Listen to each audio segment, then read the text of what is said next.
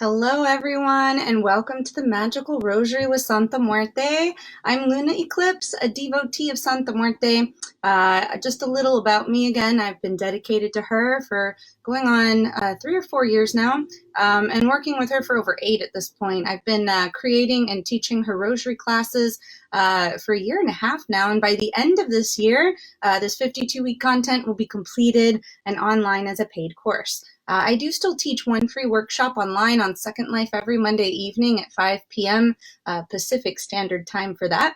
That you are welcome to join, of course. I'm also currently taking my modules that I've already created and converting them online for my Patreon. So stay tuned for more information on my Patreon. It's almost set up. I'm doing a lot of different things right now. So I do plan to turn the content into several books as well over the next year and a half. In my courses, we do learn all about various kinds of rosaries and magical practices associated with them. We apply the powerful magical practices not normally practiced on the rosary. So this workshop is both teaching and practicing. We do learn spells or rituals and concepts, and also how to apply these to the various rosaries. So this past week on our live videos, we introduced Santa Muerte and the rosary practice, and we demonstrated how to pray her rosary, and I hope you all enjoyed that. We will be working with her throughout the duration of the courses that I teach. Some modules are devoted exclusively to working with Santa Muerte, and we do get very deep into her mysteries, but other modules she merely hosts the content as we work other styles of prayer beads to other deities, or even to different concepts like powerful rituals and healing modalities. So this course does take the basic idea of various rosaries and prayer beads, as well as witchcraft and other magical practices and concepts, and we combine them all onto the rosary, demonstrating how powerful working with these things combined can be. The rosary is actually a very powerful tool for all practitioners, regardless of their beliefs or personal practice. And the workings done on a rosary can be altered to a practitioner's individual needs and desired practices as well. The rosary is not necessarily a dogmatic concept, but is a powerful tool that any person of any belief system can harness for any spiritual workings. We will be exploring all this and more throughout the year, but just to show you, I do have one of my own personal rosaries. I also sell these now, and it'll be available in my shop hopefully within the next couple days. But I swapped out the cross with an image of Santa Muerte. You can even swap out the 3-way connector bead, although those are a little more limited in scope. And you can do that for pretty much anyone or anything that you want to, as long as you have a charm for it. So keep in mind, as I'm turning this content into a book and a paid 52-week course throughout this year, this will be the last year I'm offering the workshops for free, the content in its entirety as my beta version for free in my Second Life workshop. So make sure you do attend every Monday at 5 p.m. Pacific Standard Time to keep up with the content. And I, of course, will still post some free content here in my Facebook group and also on my YouTube channel, but not all of it. And eventually it will be found in whole on my Patreon as a partial or full course, as well as other support options that will be made available. So I do appreciate any and all support to make this material as widely available as possible to devotees, while still supporting myself in its creation and availability. In this video today, we'll be diving very deep into the topic of anxiety and the psychology of panic to break down the energetic structure, transmuting it into power, and then empowering each and every one of you with your own ability to maintain calm and peace in your daily practice. We will be trying out breathing meditations and stress release practices today, and then also performing an anti-anxiety calm activation on the rosary in our next live video, which is scheduled for a couple days from now. So some of what I explain here today might trigger some anxiety within you, since we will be breaking down how anxiety actually works so that we can gain power over it, especially if you have an anxiety disorder. So just be aware of that. I will not leave anyone feeling disempowered. We will be practicing and discussing several techniques today that are designed to relieve anxiety and break the bondage of panic. And like I said, we will also be practicing a rosary based off the entire content that I talk about today that's designed to help us with this in our next video. So if you are needing extra support after these videos, don't hesitate to contact me. So recent events in the world around us have caused a lot of individual and collective anxiety and even some panic. With events unfolding surrounding the coronavirus pandemic, the recession that it's creating, quarantine, and many other events surrounding it, many people have had severely heightened levels of stress, anxiety, and panic, and including myself, surrounding their own health of loved ones, and ability to provide for themselves financially. This has been felt certainly all across the US as well as globally. So there is solace in knowing that we're not alone in this, but there's also a science behind the psychology of panic and mass hysteria that we all could benefit from mastering. We cannot help how we feel, but we can help how what we choose to do with these feelings, how we choose to express them, and if we choose to buy into their particular worldview. We do get to choose which color of lens that we see the world through, whether through the lens of love or panic, and our choices will dictate the quality of life and quality of magic that we possess within this pandemic. There are some things we can control, and there are other things that we cannot. So we're going to focus on some of these things today. We're going to dive in first off with Greek tales of Pan, the god Pan, and panic. Pan is the Greek god of wild places and is the root of the word panic. As we are often lost in wild and uncharted places when we experience the jolt of panic within, we can turn to Pan to help us with our panic, whether it's rational or irrational. Pan was associated also with the wild bacchanal, losing oneself in the wild revelry, which could be likened to the flip side of losing oneself to the wilds of fear and panic. The inner mystery of Pan beneath all of this is that through the wild release of joy and play, we can regain our connection to ourselves, our connection to our bodies, to the physical reality that surrounds us without the threat of panic. Pan's intense booming voice in mythology was not unlike our own thundering inner voice of panic, and it caused instant fear to sink into the hearts of mortals when he let out his bellowing battle cry. This cry didn't directly involve the mortals, usually, and was used more during the battles of the gods because he abhors battle, or when mortals startled him while he was asleep. But nonetheless, this panic and dread was felt by any who was in the surrounding area and who heard the thunderous cry resounding throughout the lands. Perhaps this illusion will sound familiar to those of you who have experienced the internal thunderous cry of panic within, often caused by something outside of us, something we often have no control over, and something that often can even be a reaction from a collective energy or internal triggers even, rather than a direct internal source. Empaths often experience this as well when we're not shielding properly, but this collective energy can be felt by anyone, especially when it's loud enough. Because of this, we often can feel disempowered and even disconnected from the ability to change or to control our own inner world, since we are not directly connected to the source of the thunderous bellowing that we keep hearing. This often keeps us disconnected from our true power. The god Pan has the ability to guide us through our inner wildness, to reconnect to us. He is that wild trickster energy, but he will not hold our hand in leading us through our own inner wilds. Exploration, both rushed and wild and unabated, are all things of joy for him.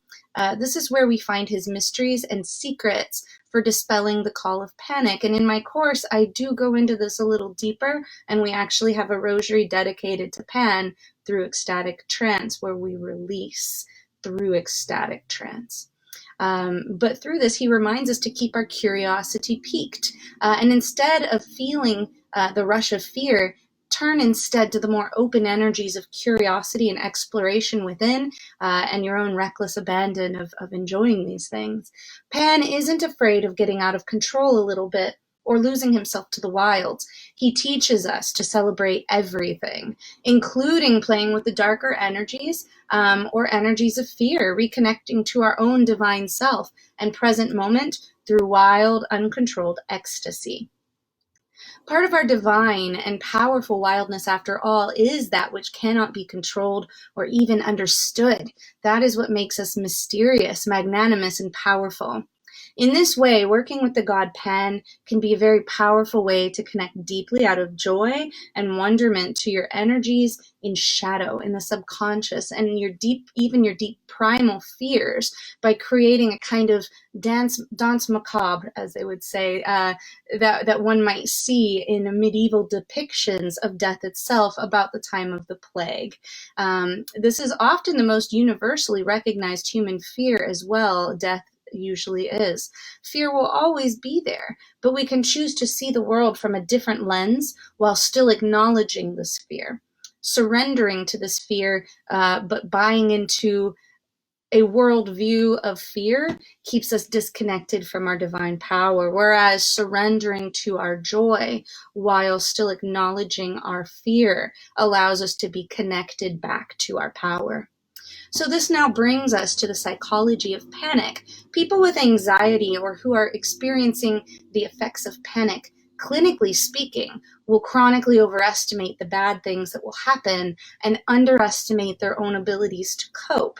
Then when any bad things do happen, they end up losing their ability to process, losing all capacity for problem solving, coping, or managing, and if left unchecked, this cycle will eventually spiral into manifesting a real catastrophe in your life, showing us out of our own cyclical spiraling that the world is really not safe, and undermining our views of ourselves, reinforcing negative self-views, and reinforcing our own disconnection and avoidance, which then in turn spirals and reinforces negative beliefs again, which aggregates in a self-fulfilling prophecy of lack, which is what we don't want to do. Avoidance behaviors actually maintain the anxiety and panic, whereas facing the panic and connecting to your core and to the core of others and to the core of the earth that surrounds you, grounding and choosing to surrender your fear to other more helpful behaviors actually disintegrates the anxiety and panic cycle. But it does, of course, take an uphill effort at first, as anyone who's ever tried doing this will attest. Because of this, following your gut when coming from a place of extreme anxiety or panic is often what gets us into trouble and perpetuates the cycles of panic. A lot of times we feel like we can't trust our intuition when we are in a cycle of panic, and that's because we've bought into it so much. This will over time result in self-gaslighting and disconnection from our intuition as we feel we can't trust ourselves. This is all illusion caused by the distorted lens of the panic itself, as we are always connected to our true selves and our true power, even if we've turned that light switch off and don't feel connection at that time.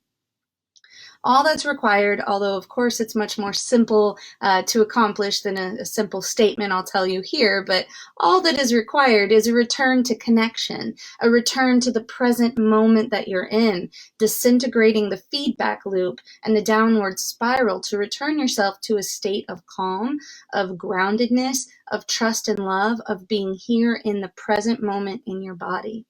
When we are in this refocused state, we are able to once again connect to our body and also our intuition and our gut reactions and things in a safe and clear way without the distorted lens of the battle cry of panic. So this now moves me into the biochemistry of panic. When the body is faced with a potentially stressful situation, the brain floods the body with stress hormones to produce the fight or flight response, as we all are familiar with, activating the primal centers of the brain. This stress response is designed to give us superhuman abilities, to think faster, to react faster, to make our muscles stronger, etc., etc. And it's there to help us survive. It's there to help us. We should thank our bodies for trying to protect us in this manner. And oftentimes we don't think about that when we're in a stress response. We think of it as a foe, but in fact, it's actually a friend. We just don't understand it well enough. The problem here comes when this primal pattern is triggered too often or too extreme, and it becomes more normalized and routine, as we will see in people with stress and anxiety disorders that are often caused through trauma, which literally rewire the brain to exist constantly in a state of stress or hyper-awareness, hypervigilance that comes from continued and elevated activation of the primal centers in the brain, which also keeps us disconnected from our true selves and from others as well, and also even from nature and the magic that surrounds us. When a panic hits, the sympathetic nervous system goes into overdrive, and if the parasympathetic nervous system is unable to stabilize the body to a place of calm, this will then create a state of constant stress, and it's going to escalate more into a panic attack and cause that downward spiral I was talking about before. This creates a flood of stress hormones in the body, and at a certain level, especially for those with any anxiety disorders, this will happen potentially more on a more regular basis just through a trigger, often altering serotonin levels and thus mood on a more permanent level, and also feels like you're swimming up a current to regain a state of normalcy. People with a stress response must actively and daily work to rewire their brain to a state of calm, peace, and ease through methods such as breathing techniques, meditation techniques, anything similar to yoga or Tai Chi, different types of grounding practices, affirmations, mantras, music, and many other rewiring techniques. It's all about rewiring the neural pathways in the brain so that you can more readily arrive at a state of calm, and it does take practice. People with these disorders that cause heightened anxiety levels also have a tendency to become very panicked at the slightest indication of distress, or severely panicked when triggered with certain stressors, as their internal panic gauge is set to maximum, which causes them to see the worst case scenario, and then their brain keeps releasing a flood of panic hormones to match the perceived present or future threat level. Or even when we think about the thing that happened to us in the past, it'll do this as well. So in that case, we're not being fully present, and that is assisting some of the cycling of panic and fear. This also creates a severe biofeedback loop that continues that spiral again if we choose not to be present and aware to it. Those of you who have experienced this before may even now be able to feel it in the pit of your stomach as I talk about it, because it is that visceral.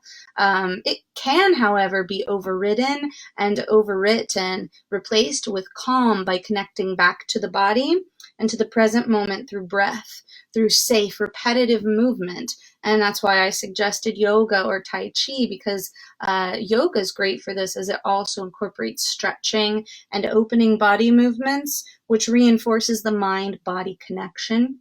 Anything that is grounding and centering style techniques also helps with this, through practicing gratitude for things in the present moment, through turning to trust and acceptance. And the state of panic is often created by, and certainly exacerbated by, disassociating from the present moment. So we surrender ourselves to many things daily. We can choose to surrender to this loop that I have just sort of uncovered for everyone, or we can choose to surrender to other things of our desire, potentially exploration, celebration, curiosity, ecstatic joy, Santa Muerte, surrendering fears, choosing to be present anyway. Even with our fears and panic along for the ride, we can still choose to do this. This may feel like a lot like feeling the fear and yet just choosing to surrender to something else while the fear is also pulling at your heartstrings. As multifaceted and multidimensional beings, we have the ability to feel many different and sometimes somewhat conflicting things all at the same time. This is the power of being and existing fully in the present moment, by choosing to laugh and cry at the same time if need be, by choosing to surrender to a dance of ecstasy while fueling it with any panic that you might be feeling to release it. You can exhaust the fuel of panic this way and move through the emotion. By doing this enough times as well, you can even move through a full-blown panic attack, although it may take a couple times of doing it, recentering yourself in the present moment. the place where your power and ability resides within you. So right now we're going to try a quick breathing exercise before moving on to the magical implications of what this might do for your magic. Try right now with me to breathe very deeply in and out, in and out. And while doing so, stretch your arms out wide, breathing in and out, opening your heart to the world around you, to those here in this video, both present viewers, past viewers, and future viewers, breathing in and breathing out, and then stretching your arms, opening to the safe space, to those who love you and support you right now, and to the gods guiding you, and to the universe that is always sending you new opportunities, even as it may seem to close doors. Continuing to breathe deeply and feeling the light of the starry sky of the universe descending on your head as a flow of blessings as you open yourself to the many gifts of the gods, the many gifts of the universe. Accepting all things in your life as blessings and guidance from the all, breathing in and out. Say this as a mantra as you breathe deeply into your core, stretching your arms wide in a full embrace, and sit tall and elongate your spine up to the starry heavens, feeling the cool, refreshing flow of blessings of light descending upon you from the stars. Say with me, I open myself to the many gifts of the gods, or you can say, I open myself to the many gifts of the universe. Continue to do this exercise. Continue to repeat the mantra while planting your feet firmly upon the ground, feeling your feet sink deeply and heavily, anchoring you into the ground. Feel your connection to the ground as you continue to breathe. Feel your connection to the earth below, supporting you and supporting your existence and supporting your right to be here. Revitalizing you with the nurturance and abundance of the earth, and attuning you to all the cycles of life surrounding you, which help to guide you onward. Feel yourself safe and centered in the axis of your life as you continue to breathe. You are supported and protected by the earth beneath your feet, and guided and blessed by the stars above your head. As you continue to breathe in and out, and center in the present moment, knowing that you are safe and right where you need to be. Enjoy movement even and connection as you continue to breathe and stretch. And one of my favorite things to do is to practice this more as a flow and to say, I am open to all the gifts of the universe as you can continue to move and stretch and continue to breathe. This exercise is a great one to practice anytime you feel stressed or panicked about anything outside of your control. We are not as big as gods when we are in our human form. We are fractals of the gods. We are the gods incarnate, but with our mortal form, we are limited in our scope of sight and understanding in the physical realm. We are eternal beings that, while in body, have the ability to shape and to transform and to manifest anything that we desire on this physical realm. We are the gods of this earth plane.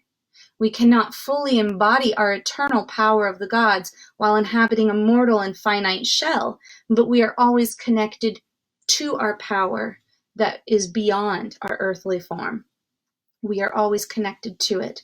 And this mortal and finite body of the earth realm, grants us the power to shape this realm of earth more than even the gods themselves have the ability to do. This is why we are here.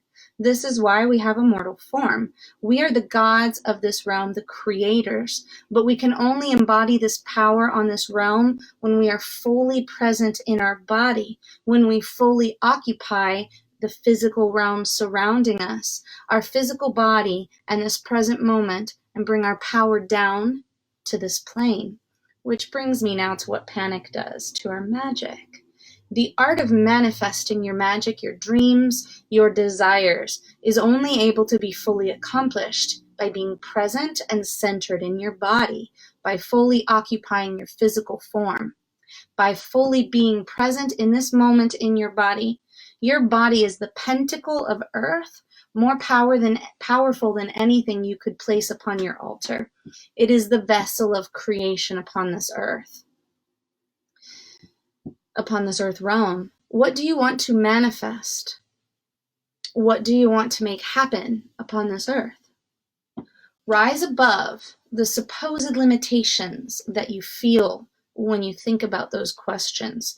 Release the exact path that you think that you need to get to your destination as you think about those questions.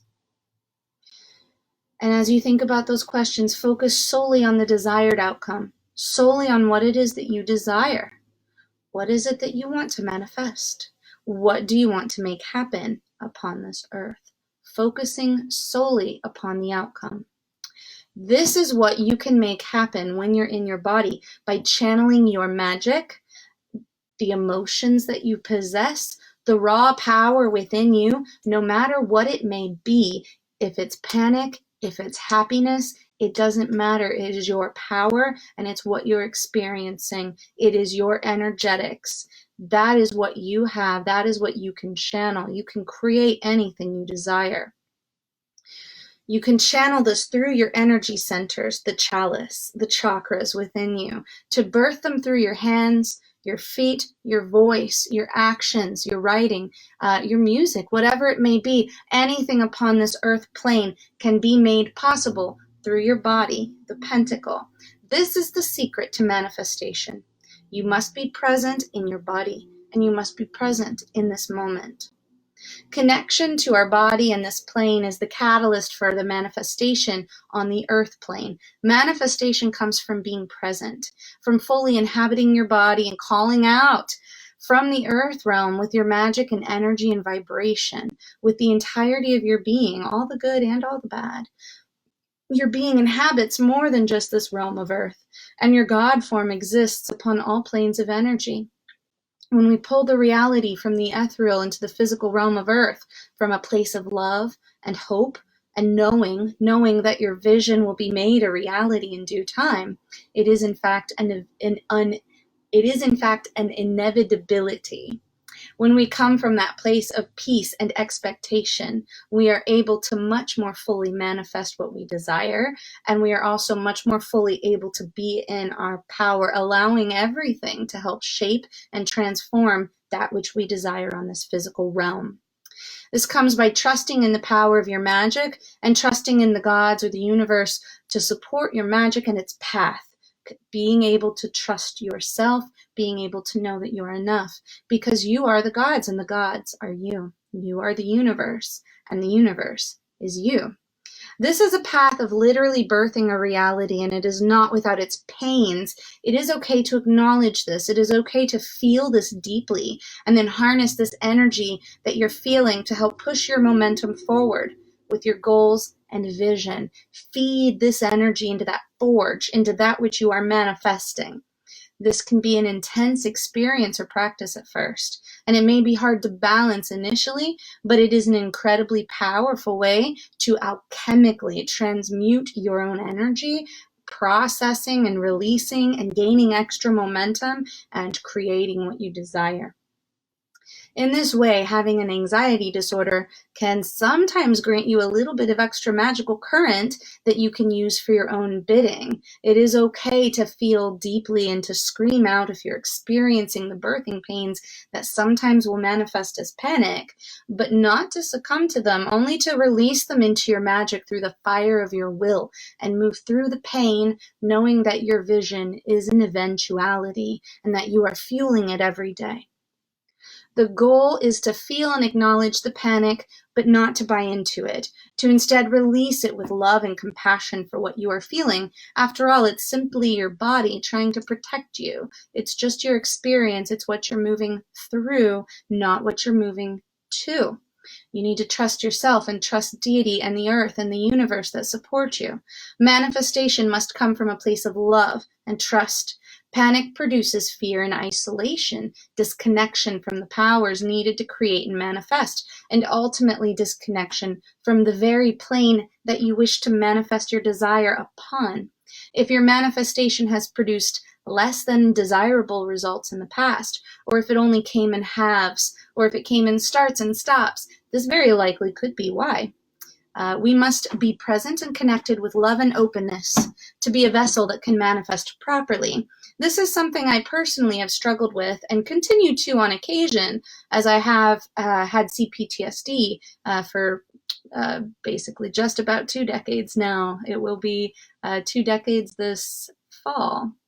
However, we are lucky to be given some wiggle room with this manifestation energy, meaning you don't have to be perfect at it to get good results.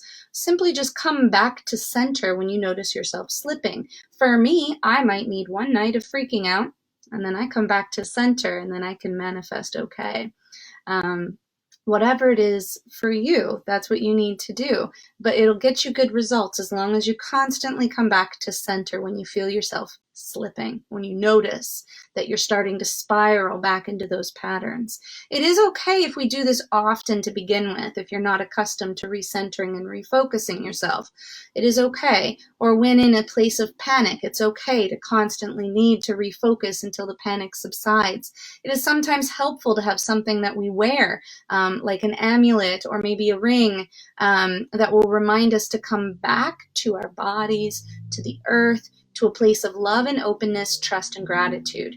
Practicing simple gratitude in moments of panic can also help us to recenter ourselves on the spot, especially if you're feeling lack. Practicing simple gratitude can also be helpful if you have a friend or loved one check in with you, so you can practice this exercise regularly. Simple support like this also makes it easier to actually accomplish recentering and noticing when we start to spin out on the spiral. So rosary practice, we will be practicing this rosary in the next video, but I can go over a few techniques that will also help you as you practice some of the other rosaries that we've learned. We focus our breath within the body. The living breath is our sacred power. With our breath, we release our need to control the future, and we release our need to hold on to the illusion of fear from our past. We release our thought form of the future, the negative magic that we might be projecting onto the future due to our past fears or our present fears, and we open ourselves up to the endless possibility that Spirit has available to us here in the present moment, filling the empty space where the fear was within and without us with love, hope, and trust in ourselves, in the gods, and in the universe. We may feel trepidation and excitement all at once, but that's okay. We're only here in the now. We're not in the past anymore, and we're not yet in the future. And here in the now, right now, we are okay. And that's all that matters. So we continue to breathe.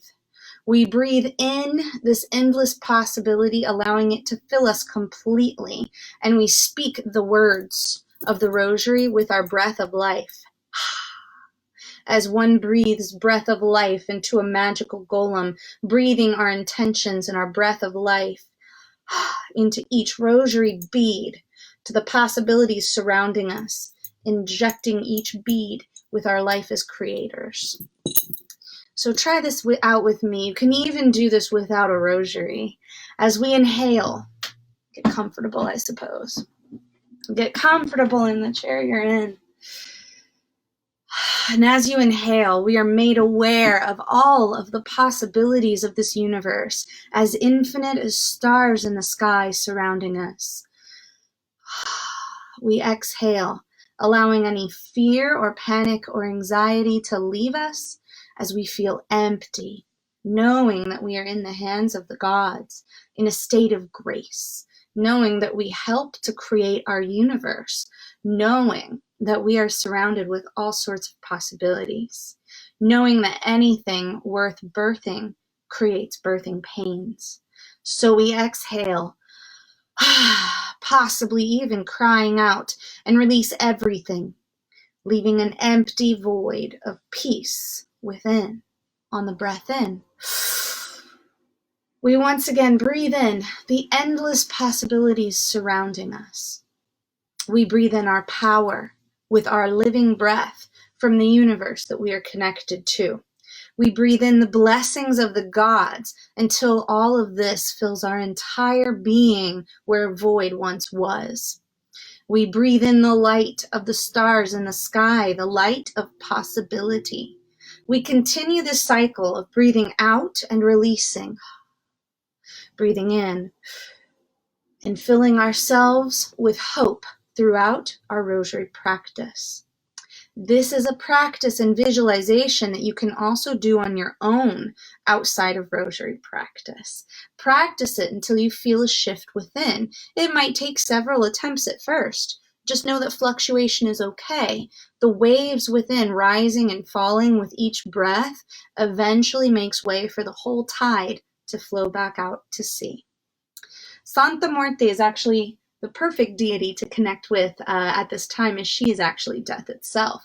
There is no better time to make friends with death, no better time to dance with death, as in a danse macabre, than the present moment, and no better present moment than during a pandemic. Santa Muerte, in an abbreviated sense, is the guardian of the bones of all of humanity, of our era and past eons. She is not who gives us life, but she is the one who allows us the opportunity to live and helps us to notice the stars in the heavens as beacons of possibility so we can continue to live a good life. She allows our bones to be reborn, and when we die, our bones will return to her loving embrace. During our lives, she watches over us as an attentive mother, always walking beside us, reminding us that our lives are short and that eventually all things will return to her arms, and that all we have is right now, the present moment, to shape our lives and what we will. The present moment is our source of power and refuge. To be granted a good death, one must strive to live a good life in the present moment. Santa Muerte has a heart for all of us and will help us all to live a good life. The past is over and we can choose something else right now. The future is as of yet not decided, and only part of the future is ever really in our hands anyway. The rest is in the hands of the gods, or Santa Muerte, as we co-create. But right now, the present moment is ours forever, if only we will remain mindful of it. Santa Muerte wants us to live a good life, a life that is filled of love and joy, no matter how long or short it may be, so that she can give us a good death. A good death is had through a good life, which is only accomplished by living in the moment, thus a spiral upwards and out of the depths of fear. She gives us comfort in that there is no wrong turn and no bad choice in life. There are simply just choices and actions, and eventually they will all lead back to her. She wishes us peace and contentment. She wishes us happiness upon our lives. When we place our worries at her feet, we can see the truth that she is bigger than all these things. When we feed our anxieties to her scythe,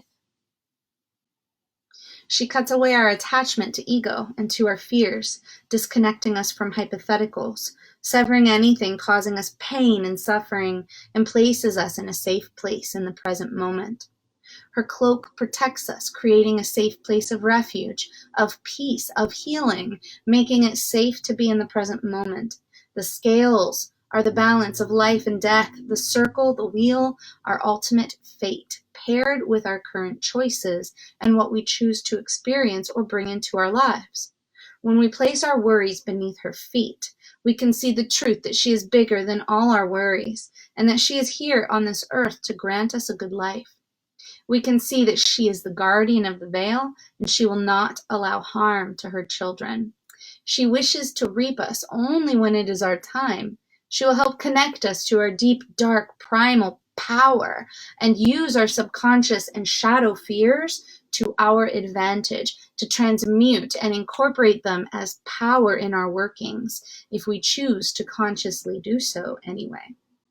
This takes effort in reframing from the conscious present, the now, not viewing the future, which is illusion, from the lens of subconscious fear, which is also illusion. Both may be rooted partially in truth, but neither have been proven to be truth in the present moment. This is the difference between reality and illusion, and every day we can choose whether we put on the glasses of illusion or the glasses of reality. This concept can be understood a bit through a philosophy of alignments that I like to talk about. I enjoy nerdy games sometimes, and in Dungeons and Dragons, you might have a 3x3 grid that talks about the 9 different choices, the lawful evil axis, they call it, or I like to call it the present conscious axis. The present or conscious axis really gives you the most conscious choices to pull from, the most possibilities on how to act in the present moment, which again, that's all we have control over. This is the axis where our power lies. In a D&D axis, we might have 3 on the top straight across, and the second group on the side going 3 down. Their 9 combo possibilities would form the grid between good, neutral, evil, up here, and lawful, neutral, and chaotic down here. So you might have good, lawful, or lawful good, lawful evil, lawful neutral, and so on and so forth. In my example with keeping to the present moment, we have 9 choices as well. It is important to be centered in the present moment and our conscious reality in order to manifest well upon this earth plane. Again, the first 3 would go straight across, and the next 3 down the side, and you would have a grid in the middle of 9 different possibilities, forming the grid between past, present, and future up here, intuition or hopes, conscious reality, and subconscious or fears here. So there are times when being in the past or future or within the intuition or subconscious has its merits and can be very healing or even empowering, but not when we're coming from a place of empowerment for manifestation or to calm our panic to be in the present reality. When you feel intuitive pulls or shadow fears, instead of allowing them to take control of your conscious reality and to enter the driver's seat of the present moment, choose instead to lean into them and feel them, but pull them into the present moment in the back seat as passengers, using them the way that your conscious reality, which should be sitting in the driver's seat, chooses to use them based upon your current needs. Your body, your joy, love, and your peace of mind should be helping to drive you forward. Essentially, these are the things that should govern and drive how you use your intuition and your fears and emotions. Sometimes we need to feel deeply. Sometimes we need to express. Sometimes we need to move inward. Sometimes we need to create or move.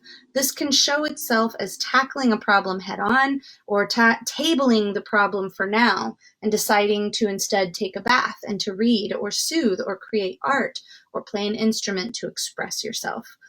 There need not be any final product for this method to work well. It's simply doing for the sake of joy or for cathartic release or just soothing or action itself, not for future things or any other reason beyond being fully present in the present moment, in a state of openness and enjoyment or even just contentment. Only after returning to the present and feeling safe and connected, again, that would be earth, Pentacles, manifestation. Can you then turn back to the issue and deal with it? If you're not in that place of power, in the earth realm, in your body, in that place of manifestation, it's going to be very hard to be in a place of power to deal with an issue. So this places you then in a zone of abundance and empowerment rather than a zone of lack or disempowerment. And I hope that this helped you. This is just a breakdown a little bit of the psychology of panic, the psychology of anxiety, the physiology, what it does to your body. Sometimes it makes us feel a little crazy, but there's a lot of science behind it, and it's actually your body trying to protect you. And what that also does to your magic and how to harness that for your own desires by being fully present. Feel free to look back over this and go back over the two different examples that we used for being present and finding your place back in your center. And in a few days, we'll be discussing how to put these practices to good use on a rosary in our rosary practice. So stay tuned for more videos in the very near future. Keep your eyes on the events tab. We will have live rosary practice for this module in a couple days, like I was saying, transforming the cycles of panic into power using a rosary to Santa Muerte to allow her to transmute our fears and our anxieties. There will also be more watch parties coming up. And finally, we'll have an interview eventually here in the next couple weeks from our resident brujo, Roman Delgado, on the cultural aspects of Santa Muerte and her traditional magic, as well as potentially an Ask a Brujo session. So come with your questions. We will be putting a post on the Facebook group asking you what you would like to ask a brujo if you had the opportunity to do so. So yeah, we have other ways to keep everyone involved and engaged with Santa Muerte and her magical practices here in the group, and I'm so happy all of you are joining me here. I also have custom rosaries now for all paths, and also Santa Muerte travel offer. Coffin travel altars will be coming soon for Santa Muerte. So this was a two-part rosary practice that I practiced within the past 3 weeks or so on my Second Life course that I teach. So and there we started with this one and had a rosary practice for Santa Muerte with it, which you will be able to experience in a couple days. And then we also had a second workshop with Pan, where we practiced a very, very powerful ecstatic trance rosary where we really let go and got really deep, and that's going to be content only for Patreon subscribers because that was really intense. But I will definitely grant access to the Santa Muerte Rosary because I believe it can help everyone in this time. So, and we enjoy having all of you in this group and look forward to building a strong community of devotees. And may Santa Muerte bless your life and all that you do.